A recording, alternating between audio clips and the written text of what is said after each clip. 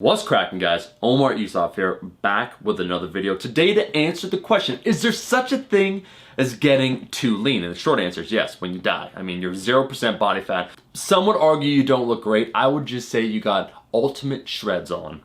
But for natural athletes, I think the short answer, in all seriousness, is yes, there is such a thing as getting too lean, and it can be detrimental towards your goals, both short-term and long-term. I think there's that allure on social media. 7% body fat. Oh damn, man, I'm gonna look good. 7% body fat, I'm magazine cover ready. People want me. I got the Lambo, I got the lifestyle. It's sexy, right? People want to attain that level of leanness that is, when I say unnatural, I mean that unless you specifically try and target to get down towards that level of leanness, you won't see the average person day to day have that level of leanness. It's unnatural compared to the rest of the population.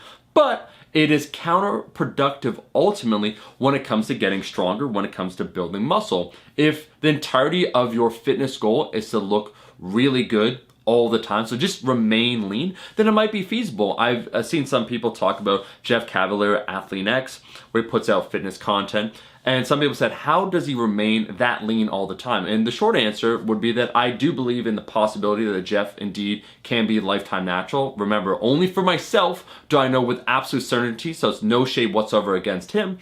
But for Jeff, he's not trying to get stronger at this point in his life, as far as I know. He's not trying to build more muscle mass. So just staying very lean year-round makes sense for him. He's put in years and years of effort, probably over 20 years of training. When you reach that stage, if you decide to remain quite lean, that's totally fine. But I'm speaking to the young YOLOs out here who are maybe beginners, intermediates, you're 1 year, 2 years, 5 years, 10 years into your lifting journey, and you got those big goals, right? I want to lift more weight over time. And you'll notice once again, if you take a look at the natural standard, the IPF or the USAPL, where people are competing, and I know some people would say it's drug tested, not drug free, but the point remains that if you take a look at their body compositions, they're decently lean, you know, unless you get to the higher weight classes, they're probably around 13, 14, 15% body fat, but they're not 7% body fat. And some people might bring up, Russ Swoll, and I'd say he's the exception to the rule. Take a look at someone who's been posting excellent YouTube content throughout the years, Candido, where recently he had a fantastic meet. And you take a look at his body, and he's competing in the 181 pound category, and he looks great. I mean, he's probably around 14% body fat. I don't know, once again, these are rough estimates, but he's at a certain body fat percentage where he looks good. He's not exceptionally lean, but he has found that to be the perfect balance for him between strength and all his goals that he has. And so sometimes I think we're under that assumption, just because it looks good, being that lean, that you know what?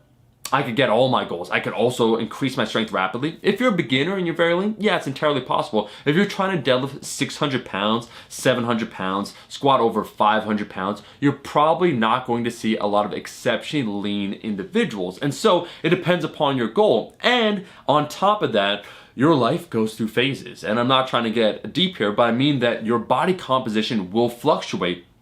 The concept of needing to be a specific body fat sustainably for a long period of time, or an unsustainable body fat level for a sustained period of time, is counterproductive. Once again, you can go on that lean mass phase where you want to build muscle. Inevitably, when you add mass to your frame, some will be fat, and so you can't remain lean forever. And if you want to max out your hypertrophy, likely when you're in that phase, you'll be a little bit softer. So your body fat percentage might fluctuate between 9% to 18% throughout the entirety of your lifting career. 9 to 18% and somewhere in between.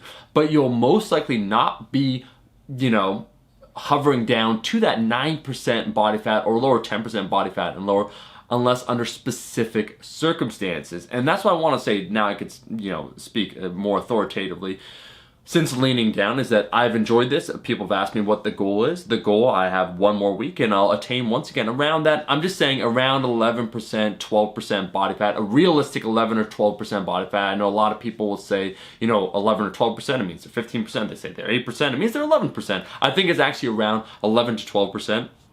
And I'm going to sustain that for several weeks I'm going to go back to maintenance. I'll go back to gaining a little bit of weight, a little bit of mass. And then in 2020, I think I'll lean down even further, but I'm not gonna stay there once again. It's a new achievement I want to unlock, but if I want to get stronger, and you've noticed that when it comes to the bench press, where the core movements have gone down slightly, there's no such thing as remaining exceptionally lean and getting quite strong. You need to make a distinction of what your goals are, and it's fine if you go through different phases, honestly, where you have more of a block periodization approach, where maybe at some point in the year you get leaner, and then at another point you get stronger. That's completely fine.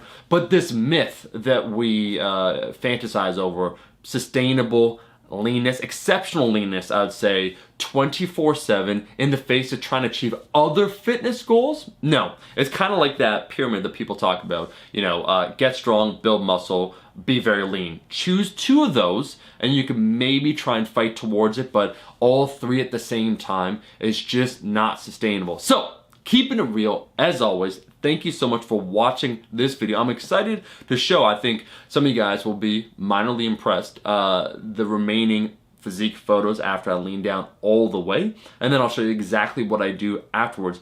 Don't get caught up in what you see on social media, and don't think once again because you see one individual or few select people doing something that you need to follow that. Instead, follow the principles of lifting that are applicable for the vast majority of people and will get you towards your goal. Stepping stones to get you to that $1 million.